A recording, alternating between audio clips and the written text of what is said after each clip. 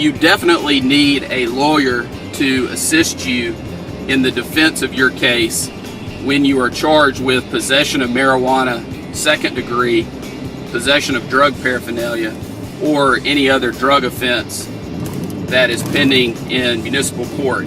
Under Alabama law, the maximum amount that you can be fined in a municipal court on a Class A misdemeanor, such as unlawful possession of marijuana second, is $500. You can also be sentenced up to 6 months in jail.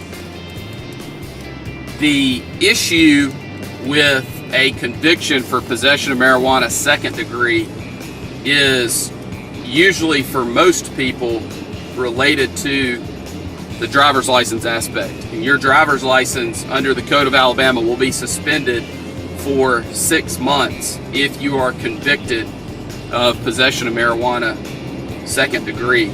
The collateral consequences of a conviction for possession of marijuana second degree in a municipal court, those are very severe as well. If you have a drug charge conviction, which is a conviction such as possession of marijuana second degree, the federal government will deny for a period of time your ability to obtain federal student aid to assist in your attending college. Also, you could be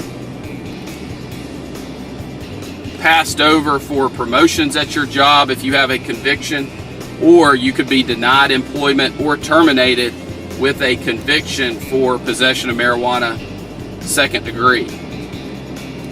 In addition, if you have a professional license, it is very, very, very important that you understand that if you are convicted of a drug offense, depending on what your board requires, you will likely be required to notify your board either immediately or on renewal that you have been convicted of a drug offense. It's very, very, very important that you do everything within your power on the front end to avoid a conviction so that you can protect your professional license. Even if you are charged, there may be a requirement that you report that to your board, but if the charge is dismissed, you will not suffer any of the other collateral consequences, and you may not be subject to discipline by the board that issued your license. There is no question that you need counsel when dealing with any drug charge, but especially possession of marijuana second. The other drug charge I want to talk to you about is possession of drug paraphernalia.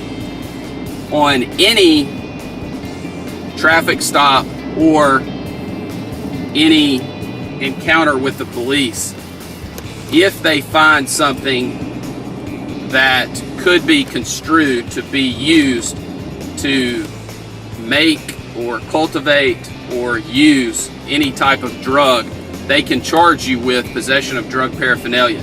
If you look at Alabama Code Section 13A-12-260, it lays out about 15 ways that an item can be used in a way that would constitute drug paraphernalia. In addition, it goes through a list of items that I will not go over with you here.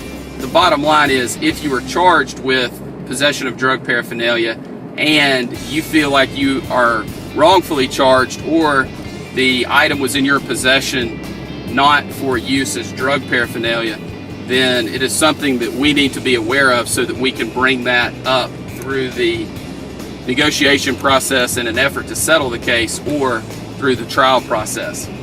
It's important for you to understand that there are multiple options on resolving drug cases that help you to avoid a conviction. That is the goal in every single drug case, is to avoid a conviction for the charged offense.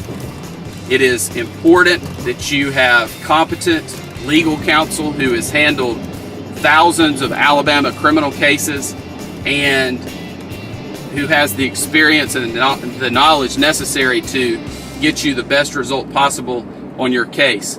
We are members of the Alabama Criminal Defense Lawyers Association, the National Association of Criminal Defense Lawyers. I am also a member of the Texas Criminal Defense Lawyers Association.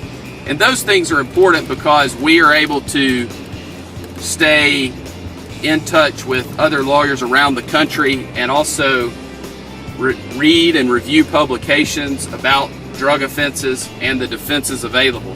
It's just very important that you have somebody who is knowledgeable and experienced in all aspects of the case, including the collateral consequences issue.